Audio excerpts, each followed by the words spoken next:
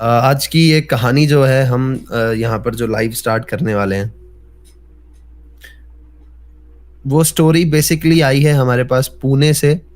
और हमारे एक भाई हैं जो हॉरर स्टोरीज़ बनाते हैं, उन्हीं के दोस्त के साथ हुई है। तो उन्होंने भी लाइक मुझे मेल की थी कि भाई ये कहानी आप ज़रूर सुनाना अपने चैनल पे। कहानी की शुरुआत होती है एक सोलो ट्रैवलर के साथ। ये आदमी ऐसा है कि सोलो ट्रैवलर ऑब्वियसली आप सबको पता होगा कि ये जहाँ जाते हैं अकेले जाते हैं, हॉस्टल्स में रुकते हैं। और अब इनमें कुछ लोग ऐसे होते हैं जो बहुत सेटल और दिमाग लगा के इजी तरीके से चलते हैं कि शाम हो गई, रात ज़्यादा हो गई, तो अपन अकेले आए हैं तो अपनी ज़िम्मेदारी अपने पे ही है, तो बाहर नहीं जाना। कुछ लोग ऐसे होते हैं कि इस पहाड़ को तो पूरा एक्सप्लोर करके ही जाऊँगा आज। तो ये उनमें से थे भाई साहब। तो ये गए पुणे में, और वहाँ पे एक मल्हारगढ़ करके किला है, जिसे कहते हैं कि वो काफ़ी ज़्यादा हॉन्टेड है। अब इन्होंने क्या किया कि शाम के समय इनको निकलना था 4-5 बजे के आसपास। और 4-5 बजे के आसपास इन्हें निकलना था। लेकिन शाम होते-होते सुस्ताते-सुस्ताते चाय वगैरह पी निकलते-निकलते 6 साढ़े 6 बज गए। फिर भी इन्होंने सोचा कि चलो चलते हैं, ज़्यादा से ज़्यादा क्या ही होगा? इससे ज़्यादा तो मतलब क्या होगा? थोड़ा लोग और भी होंगे, घूम फिर लेंगे, वहाँ से आ जाएँगे। तो इन्होंने क्या किया, ये घर से निकलता है भाई अपने हॉस्टल से, हॉस्टल जो भी इसने कर रखा था, वहाँ से निकला और मल्हारगढ़ किले की तरफ निकल लिए भाई। तो ये जैसे ही वहाँ पर पहुँचे तो एक चौकीदार खड़ा था एकदम एंट्री पे, और लोग नीचे आ रहे थे क्योंकि सूरज लगभग डूब चुका था। तो नीचे आ रहे थे जब लोग, तो इसने देखा कि यार ये तो प्रॉब्लम हो गई क्योंकि सब आ रहे हैं और मैं अकेला रह गया जिसने जाना है। इसने क्या किया कि जाके चौकीदार को कहा कि यार साहब मैं जाना चाहता हूँ ऊपर, मुझे वो देखना है किला। तो उसने इसको बोला कि नहीं भैया आप ऊपर नहीं जा सकते। शाम बहुत हो गई है, रात में कोई हो सकता है प्रॉब्लम हो जाए, रात को अकेले जानवर भी होते हैं। इस चौकीदार के चेहरे से पता लग रहा था कि इसका कंसर्न जानवर तो बिल्कुल नहीं है, क्योंकि किले में कौन से जानवर होंगे और क्या ही होगा। इसने यूँ ही कुछ भी वो दे दिया था, रीज़न ऊपर ना जाने देने का। इसको ये चीज़ अजीब लगी। अब ये जब आ रहा था इस रास्ते में, तो इसने रास्ते में भी 1-2 लोग जहाँ पे ये रुका था चाय वगैरह पीने और इस तरह से, तो उसने रास्ते में भी बताया उनको कि मैं मल्हारगढ़ फोर्ट जा रहा हूँ देखने। तो उन लोगों ने भी इसे देखकर कहा कि अरे क्या करोगे वहाँ जाके भाई, वैसे भी शाम बहुत हो गई है, कल जाना सुबह आराम से। उनके हर इंसान के चेहरे पे एकदम साफ-साफ दिख रहा था कि इनका कंसर्न शाम नहीं है, इनका कंसर्न ये दिन वाला नहीं है। वो बहुत डर जाते थे रात के समय जब ये जा रहा था मल्हारगढ़ तो। तो किसी ने भी डायरेक्ट इसे नहीं बताया था कि वो क्यों ऐसा कह रहे हैं। अब चौकीदार ने भी यही कहा कि नहीं भाई साहब रात बहुत हो गई है तो मैं नहीं जाने दूँगा आपको। इसने काफ़ी देर मिन्नतें करी उसकी। उसने एक बैरिकेड से लगा रखा था एंट्री पे। अब क्या हुआ, ये आदमी वहाँ गया, इस बहुत परेशान हो गया कि यार मुझे तो जाने ही नहीं दे रहे। तो ये थे भाई साहब बहुत ज़्यादा एडवेंचर पसंद करने वाले। इन्होंने क्या किया, वहाँ पे रुक गए और चौकीदार को देखते रहे। काफ़ी देर तक उसे ऑब्ज़र्व किया। थोड़ी देर बाद चौकीदार शायद वॉशरूम जा रहा होगा या चाय-वाय पीने जा रहा होगा, वहाँ से निकला। तो जल्दी से इस आदमी ने अपना बैग टाँगा और उस बैरिकेड को जंप करके, क्रॉस करके ऊपर की ओर निकल गया। शाम लगभग बीत चुकी थी, जब ये पहुँचा था तभी सूरज ढल गया था।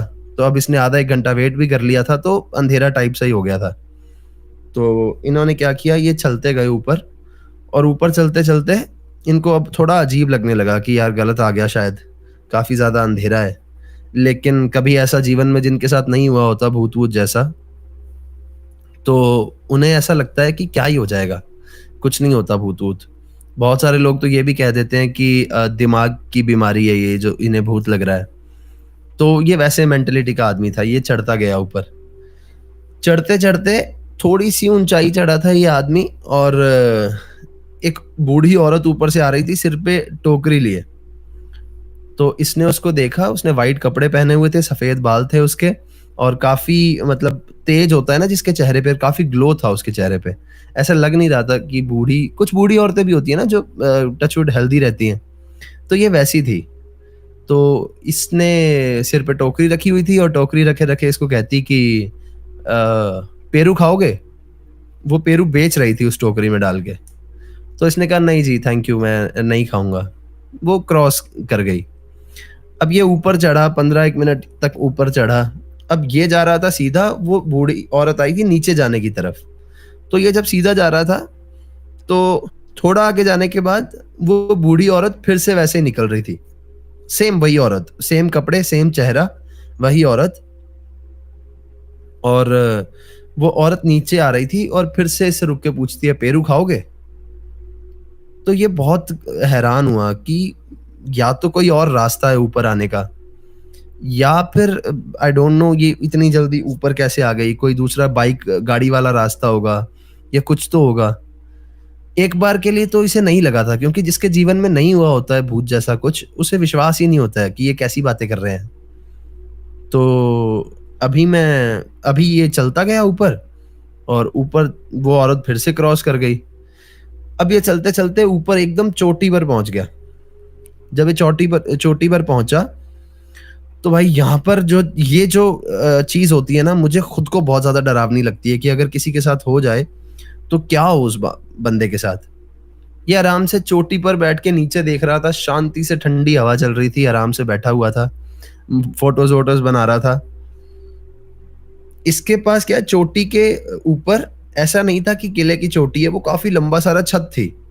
उस छत पे काफ़ी सारी दीवारें भी थी और बहुत अजीब से खंडर सा बना होता है ना, वैसा था। तो अचानक से ये बैठा था और इसके कान में एक आवाज़ पड़ती है कि कोई रो रहा है। कभी ऐसा लग रहा था कि कोई गुनगुना रहा है गाना, कभी ऐसा लग रहा था कि कोई रो रहा है। तो अचानक से आपने वो सिरहन वर्ड सुना है? सिरहन दौड़ जाती है पूरे शरीर में। पूरे शरीर में उसके सिरहन दौड़ गई। एकदम काँप गया ये आदमी, चौंक गया कि इतनी रात को किसी औरत के रोने की आवाज़ ये कहाँ से आ रही है? ये बहुत घबराया हुआ था, और घबराए-घबराए इसने सोचा कि चेक करते हैं, कोई लेडी रह गई होगी, कोई लड़की रह गई होगी, छोटी बच्ची। भूत-वूत तो इसके आस-पास ही नहीं था। तो ये गया वहाँ पर चेक करने। इसने दीवार थी, दीवार के ऊपर से हल्का-सा ऐसे निकल के और उस तरफ यूँ देखा। वही बूढ़ी औरत जो इसे 2 बार दिख चुकी थी, और इस बार इसने देखा वो रो रही है। जिस औरत के चेहरे पे इतना तेज था, इतनी लाइट थी, इतना एक्टिव चेहरा था उसका, उसी औरत को अब ये देखता है, उसका चेहरा एकदम जला हुआ था। उसका पूरा चेहरा जला हुआ था, वो रो रही थी, उसकी आँखें बहुत ज़्यादा लाल थी, उसके बाल ऐसे लग रहे थे जैसे हवा में उड़ रहे हों। मतलब एकदम वो चट्टान पे बैठी है, बाल उसके हवा में उड़ रहे हैं, चेहरा उसका जला हुआ है, और वो एकदम इस साइड मुँह करके बैठी हुई है, और ये आदमी यहाँ से देख रहा है, तो एक साइड ऑफ चेहरे की साइड दिख रही थी इसे। तो वो औरत बैठी थी, उसके बाल हवा में उड़ रहे थे, आँखें लाल थी, वो रो रही थी। इसने देखा कि यार ये रो क्यों रही है, और इसको बहुत ज़्यादा डर लगा कि ये तो क्या देख लिया मैंने। ये आदमी ने सोचा कि तुरंत निकलो यहाँ से, this is not the right place, और ये पता नहीं क्या चीज़ है। अब क्या हुआ, इस आदमी ने जैसे ही वहाँ से उतरने की कोशिश की, तो इसके पैर के नीचे एक पत्ता होता है ना पेड़ का, वो आया, और उसकी ऐसी चर्र की आवाज़ आई। जैसे ही ये आवाज़ आई, उस औरत ने एकदम टक से घूम के इसकी साइड देखा, और जब इनका आई कॉन्टैक्ट हुआ ना, लिटरली इस आदमी की धड़कनें इतनी तेज़ थी, ये समझ ही नहीं पा रहा था कि ये क्या हो गया, ये किसके साथ नज़रें मिला ली हैं मैंने, और ये क्या चीज़ है। किसी तरह से ही वो पीछे हट रहा था और गिरा एकदम वहाँ पत्थरों में, कि उसकी नज़रें मिल चुकी थी अब तो उस औरत से। इसने क्या किया, जैसे ही गिरा, ये वापस से खड़ा हुआ, और खड़ा होकर के एकदम भागा नीचे की तरफ। इसने एक बार भी नहीं देखा कि किस तरफ फोर्ट के कोई गिरने वाली जगह है, या खाई है, या फिर कोई और चीज़ है। इसने 1 सेकंड के लिए भी नहीं देखा, और सीधा नीचे की तरफ भागा ये। भागते-भागते इसको ऐसा लग रहा था कि वो औरत उसके जस्ट पीछे-पीछे भाग रही है, और हर दफ़ा उसको ऐसा लग रहा था, भागते हुए झाड़ियों से भी बहुत बार आवाज़ आई कि शायद यहाँ से निकल के आएगी। जितनी बार भी उसको ऐसी आवाज़ आई है कि यहाँ से शायद कोई निकल सकता है, उतनी बार उसकी धड़कनें तेज़ हुई है। शायद उसका हार्ट फेल हो सकता था, या कुछ भी हो सकता था।